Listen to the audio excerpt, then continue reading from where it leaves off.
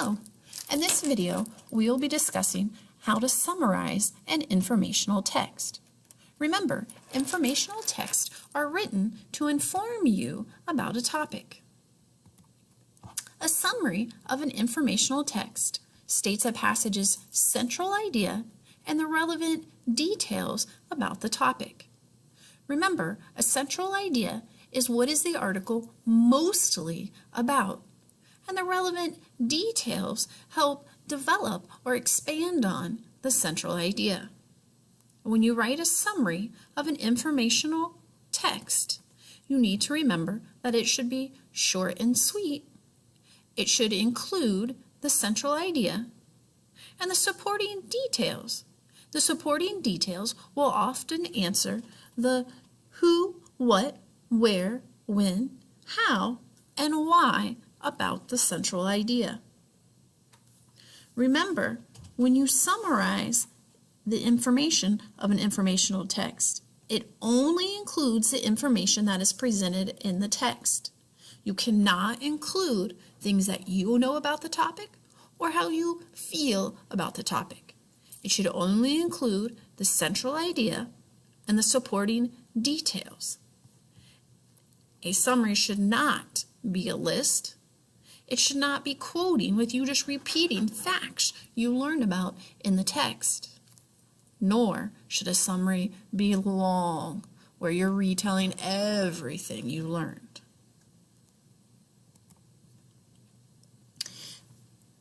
A summary should also include only the information that was in the text, not what you or the writer feels or thinks about that information. So let's take a look at this paragraph to see if we could develop a good summary of the paragraph. This paragraph is about the emerald ash borer.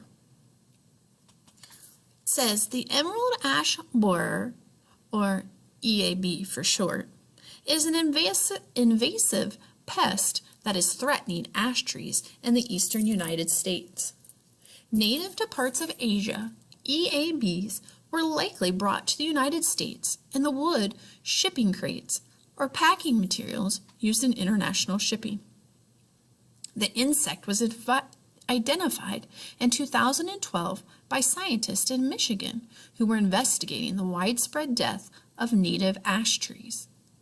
EAB larvae live under the bark of ash trees and feed on the trunk, cutting off the flow of water and nutrients that the tree needs to live. Right, now that we've read this paragraph, we want to take a look at the chart to look for relevant details that would help us connect to the central idea. We're going to fill in the blanks. They've already helped us take a look at the details. One of the first details they shared is the emerald ash borer, or EAB, is an insect that came to the United States from, so let's look up here and see, where did this emerald ash borer come from? It says it made its way to the United States, but it is native. That means it was born in or originated in parts of Asia. So it came from the United States from Asia. Another detail about the EAB is that when the EAB larvae feeds on ash trees, they cut off the trees. I remember reading that above. The EAB larvae live under the bark of ash trees and feed on the trunk, cutting off the flow of water and nutrients that the tree needs to live. So they cut off the trees, water, and nutrients. Remember, nutrients are like the food that the tree needs to live on. Finally, the last detail that we learn about the EAB is that the feeding habits of the EAB are causing, well, it said that it was in the detail before that it cuts off the water and nutrient from the tree.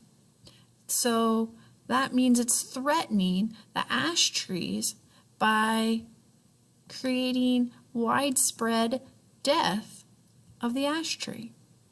So the feeding habits of the EAB are causing the deaths of many ash trees. If we wanted to write a summary about this paragraph, remember it needs to be shorter than the paragraph. It also should include the central idea and the relevant details. The central idea, if I put all of these things together, it came from Asia, it cuts off a tree's water and nutrients, and it's causing the deaths of many ash trees, then a good summary would say, the emerald ash borer is an insect that threatens ash trees. It came to the United States from Asia. Its larvae feed on ash trees, cutting off the tree's water and nutrients and killing them. So our central idea is that it's an insect that's threatening ash trees. The details that support it are that it came from Asia, that it cuts off the water and nutrients, and kills many trees. Let's look at another summary that someone wrote based on this paragraph. It says, the emerald ash borer is an annoying pest that destroys ash trees by savagely feeding on their trunks. The EAB came from Asia, probably in shipping crates, and I wish it would go back there. Now, even though this is a fun few sentences to read, it would not be a good summary. Do you remember why this wouldn't be considered a good summary? Remember, summaries can only include the facts from the text. You cannot put in your own thoughts, feelings, and opinions, or the thoughts and feelings and opinions of the writer. So when we read this first sentence, the emerald ash borer is an annoying pest. Right? The annoying pest is what the author feels and thinks about the emerald ash borer, so it shouldn't be included in a summary.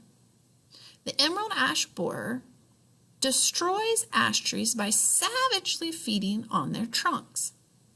Again, the word savagely is how this person is viewing the emerald ash borer feeding on the trunk. It was not a fact from the text, so it should not be included in a summary. The last sentence says, the EAB came from Asia. That's a fact from the text, so that should be there. Probably in shipping crates. And I wish they'd go back there. Again, even if you agree with this person and wish that there were no emerald ash borers, that should not be included in a summary. A summary should only include the central idea of the passage along with the supporting details.